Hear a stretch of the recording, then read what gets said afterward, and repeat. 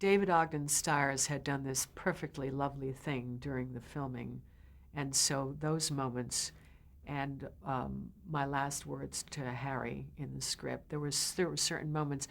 Other than that, you're shooting every day. But the overlying difference would be it was about the end of the war. It was about peace. It was about going home. So that was the big difference in shooting. But again, it was not in sequence, or worse than that. Not only was it non-sequential within the film, we were shooting another 2 episodes, I think, at the same time. There was a big fire at the ranch, and so so many things were going on. I don't think it gave you, at least for myself, I don't think it gave me a sense of shooting this 2.5-hour movie. But David, and this is so charming and such a lovely story. I want to talk about David Ogden Stiers for a second. I teased him always. He's very much his own person who doesn't socialize all that much, and he's very into his music and Shakespeare and so forth. And nobody even had his phone number.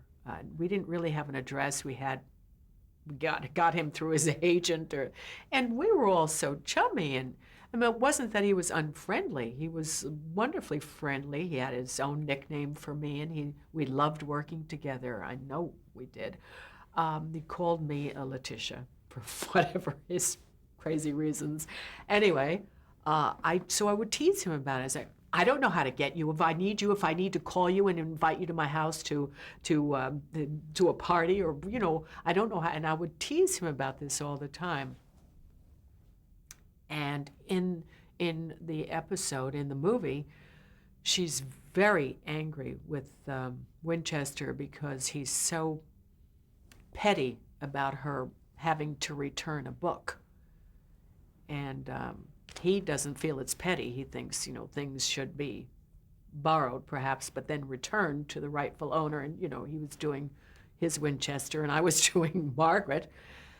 And in the finale, he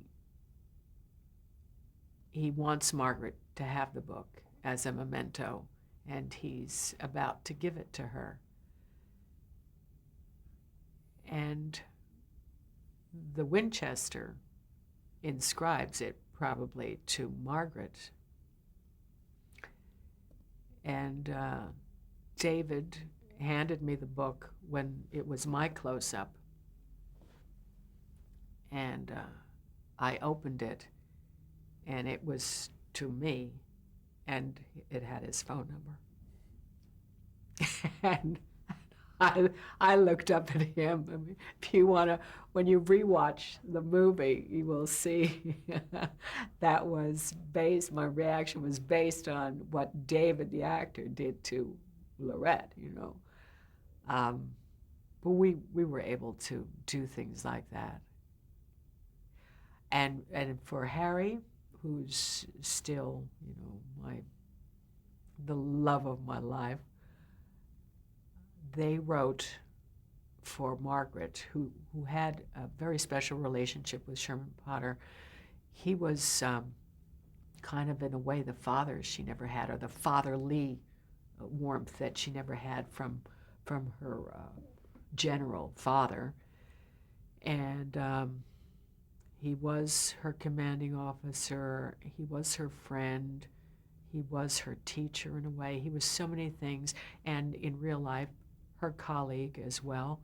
And when we read it in rehearsal, I thought to myself, is that enough? Does that encompass what I really think as Margaret?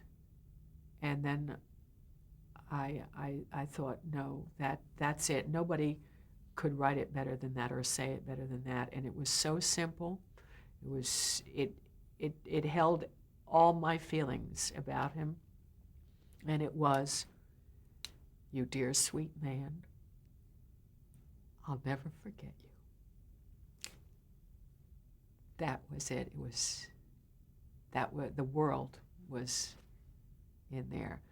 We had to shoot it a few times. Harry and I could not stop crying. And Bert came over. He said, "People, please. It's going to be 2.5 hours of people crying. I can't have that." You know.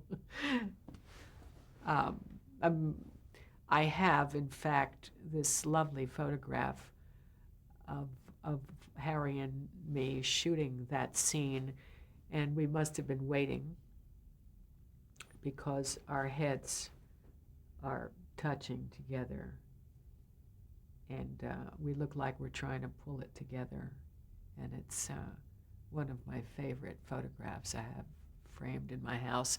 And I have one with me and Jamie in kind of the same pose, but we're kidding.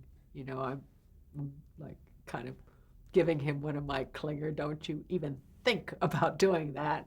And he's giving me one of his, you know, I'm a Section 8.